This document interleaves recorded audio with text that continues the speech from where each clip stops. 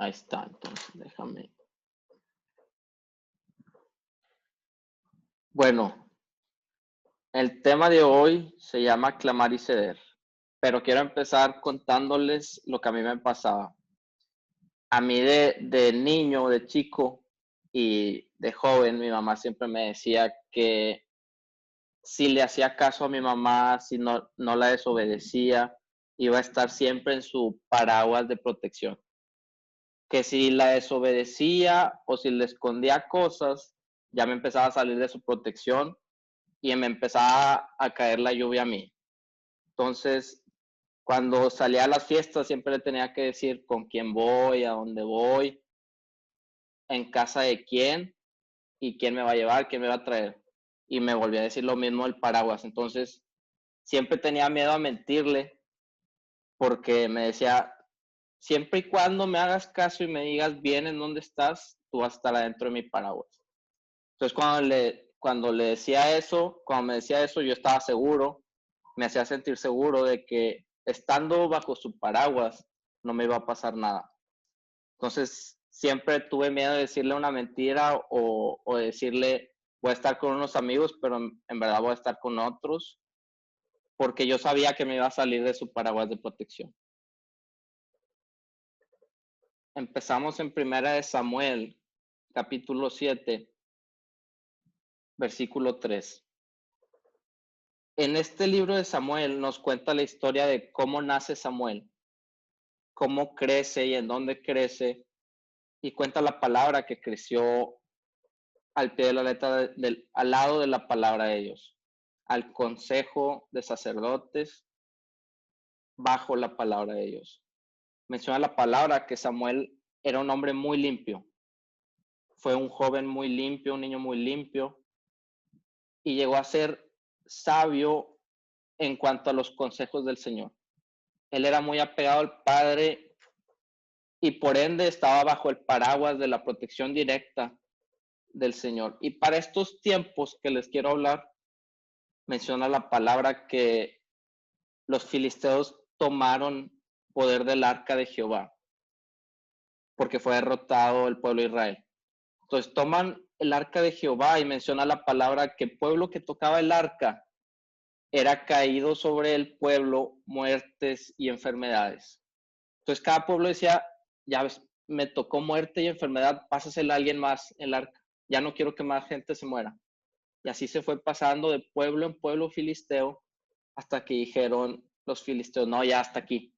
Ya entendimos que por robarnos el arca de Jehová y pasarla de pueblo en pueblo, nos va a caer muerte y enfermedades hasta aquí. Devuélveselas a los israelitas. Entonces, los filisteos ya deciden devolverle el arca de Jehová a los israelitas. Y en este inter, el pueblo pasado de Israel ya estaba perdido. Estaba perdido, estaba fuera del paraguas de protección del Señor. Se crearon nuevas costumbres, siguieron a nuevos ídolos, a otros dioses. Y es aquí donde entra Samuel en cuanto al pueblo.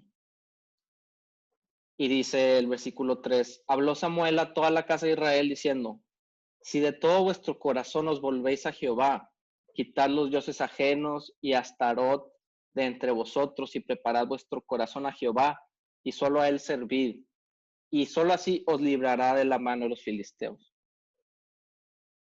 Seguimos al 6. Y se reunieron en Mizpa y sacaron agua y le derramaron delante de Jehová. Y ayunaron aquel día y dijeron allí, hemos pecado, estábamos perdidos. Menciona la palabra, contra Jehová hemos pecado, y juzgó Samuel a los hijos de Israel en Mizpa.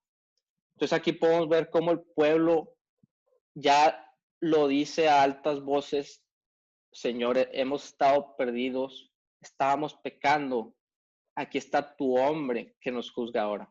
En el 7, cuando oyeron los filisteos que los hijos de Israel estaban reunidos en Mizpa, subieron los príncipes de los filisteos contra Israel, y al oír esto los hijos de Israel tuvieron temor de los filisteos.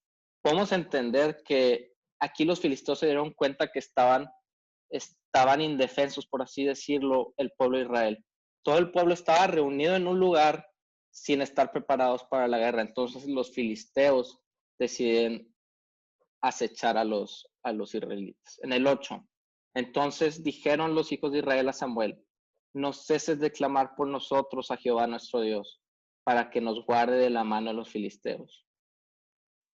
Aquí, si bien es siendo cierto que el pueblo de Israel ya no tenía otros dioses, tenía otras creencias, otras religiones, le dice al Señor: contra ti hemos pecado, deja que tu hombre nos juzgue. Y ya no tenían nada más que hacer porque ya sabían, ya venían el pueblo filisteo, le piden un último deseo, un último clamor a Samuel: no ceses de clamar por nosotros a Jehová nuestro Dios para que nos guarde de la mano de los filisteos. Y aconteció que mientras Samuel sacrificaba el holocausto, los filisteos llegaron para pelear con los hijos de Israel. Mas Jehová tronó aquel día con gran estruendo sobre los filisteos, y los atemorizó, y fueron vencidos delante de Israel. Este fue un milagro que viene a revivir esa relación que tenía el pueblo de Israel con el Señor. El Señor sabe que mucha gente lo decía porque ya veían venir la muerte sobre ellos. Pero este es un milagro porque no menciona la palabra que algún israelita peleara contra el filisteo. Toda la obra fue hecha por el Señor. Y en 1 Samuel 7 seguimos en el 15. Dice: y juzgó Samuel a Israel todo el tiempo que vivió, y todos los años iba y daba vuelta a Betel, a Gilgal y a Mizpa, y juzgaba a Israel en todos estos lugares. Esta versión dice: juzgaba a Israel en todos los lugares. En la Nueva Versión Internacional menciona: Samuel siguió gobernando a Israel toda su vida. Todos los años recorría las ciudades de Betel, de Gilgal y Mizpa, y atendía los asuntos del país en esas regiones. Y en la traducción en lenguaje actual menciona: cada año Samuel visitaba las ciudades de Betel, Gilgal y Mizpa. Allí aconsejaba y dirigía a los israelitas y los ayudaba a resolver sus pleitos y problemas. Entonces, mientras que en una versión dice juzgar, que juzgar es poner un concepto sobre una cosa o sobre algo que yo pienso sobre ellos. Otras versiones dicen gobernaba, aconsejaba y dirigía a los israelitas. Entonces podemos ver cómo el pueblo no solo dejó entrar al Padre, sino que le dijo a Samuel: Samuel, aconséjanos, dirige nuestro camino, porque sabemos que estamos en camino de pecado. Sabemos que estábamos con otros dioses, pero queremos que tú, como tú eres el hombre del Señor, como tú eres hombre de Dios, tú nos aconsejes y nos dirijas a nuestro buen camino. Entonces podemos entender que Samuel terminó gobernando Israel porque el pueblo clamó y cedió porque un hombre de Dios reinara sobre ellos. Y yo les quiero poner otros versículos que nos recuerdan un poco más de esto. En 2 Corintios 7, versículo 1. Así que, amados, puesto que tenemos tales promesas, limpiémonos de toda contaminación de carne y de espíritu, perfeccionando la santidad en el temor de Dios. Ellos declararon: somos pecadores, hemos pecado contra ti, y dejaron entrar al Señor en sus vidas mediante Samuel. Ellos sabían que Samuel era profeta, era un hombre de Dios. Lo dejaron entrar en ellos para dirigirlos en el temor de Dios.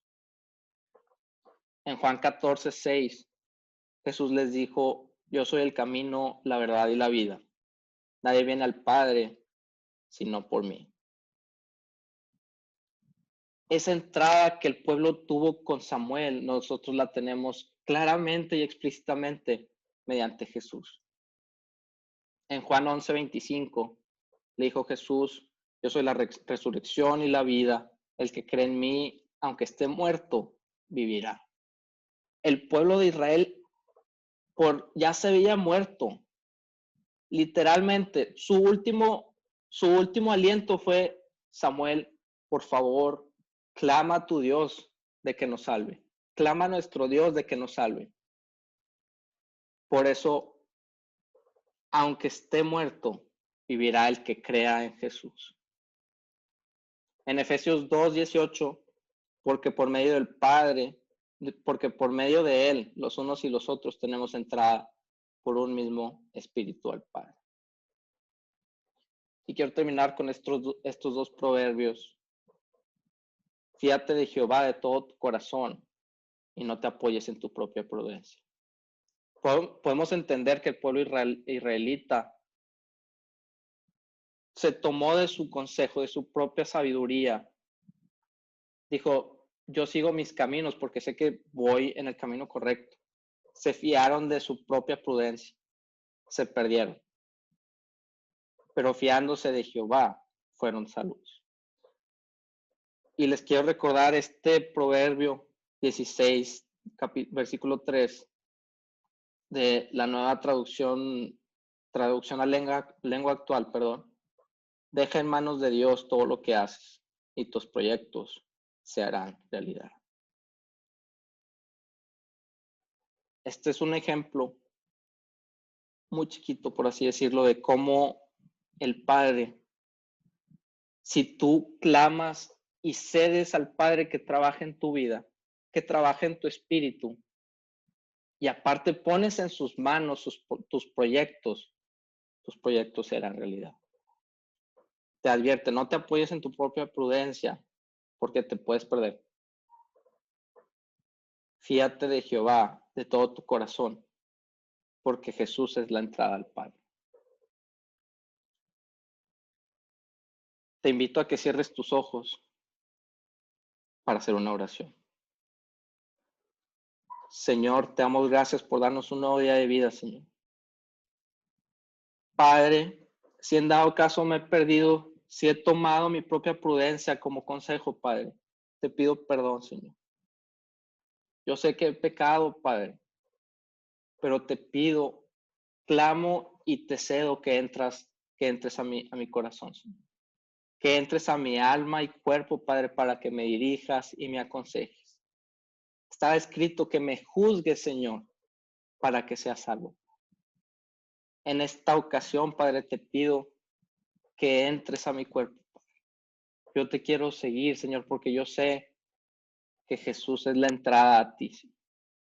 Jesús es la entrada a un camino de una vida dirigida hacia ti, Señor. Te doy gracias, Padre, por este nuevo día. En el nombre de Cristo Jesús. Amén.